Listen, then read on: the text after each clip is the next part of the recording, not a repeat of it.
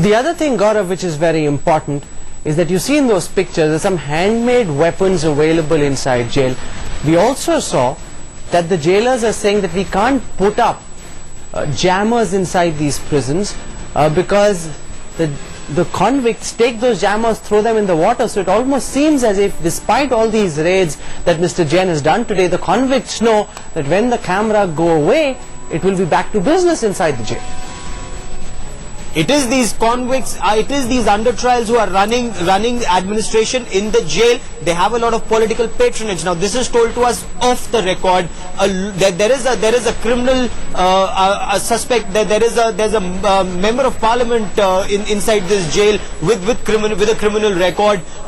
There are his goons who are inside this jail. Clearly they run this jail. The prison staff are actually scared of these criminals, of these people, as told to us by the prison staff themselves. Okay, stay with me, Gaurav. Dr. Kiran Bedi, who was IG of Tihar Jail, one of India's best known jail reformers, former IPS officer, joins me on the line. Ma'am, you've run jails, you've taken care of some of the most dreaded convicts in this country. Does it shock you that guns and knives are being so openly smuggled into one of India's most high security, high profile jails like the Naini jail?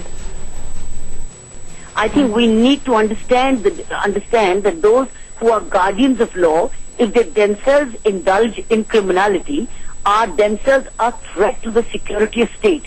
And for that, we have provisions under the Indian Constitution called Section 311(2), which must be invoked and they must be retired compulsorily, which means not just suspension, not only FIRs, which are going to take 25 years to get a decision, appeal after appeal.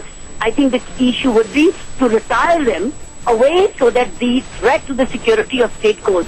I think we need to fix. Secondly, remember, a prison has a board of visitors.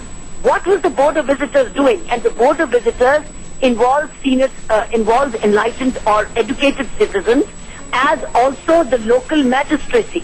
What are their and include judicial magistrates. I think you as a media need to know what have these board of visitors been doing.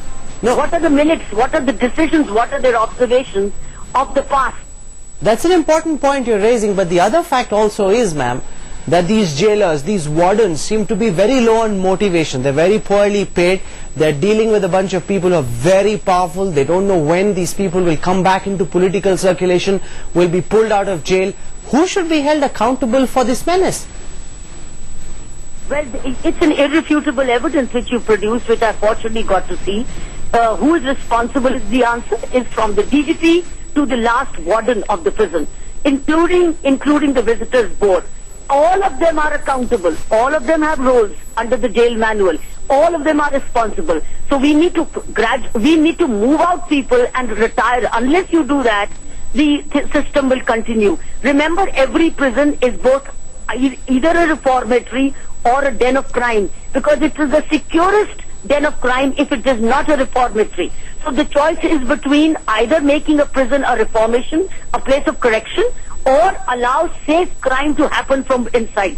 This is what has happened in your sting operation. Naini has stood exposed as a den of crime. Therefore, all those who are encouraging this crime or protecting the crime must be held accountable, and they must be retired. They must get out of the system. They must be compulsorily retired to begin with. Absolutely, absolutely, because these are people who've broken the law when they were outside jail, which is why all these goons have been put inside jail.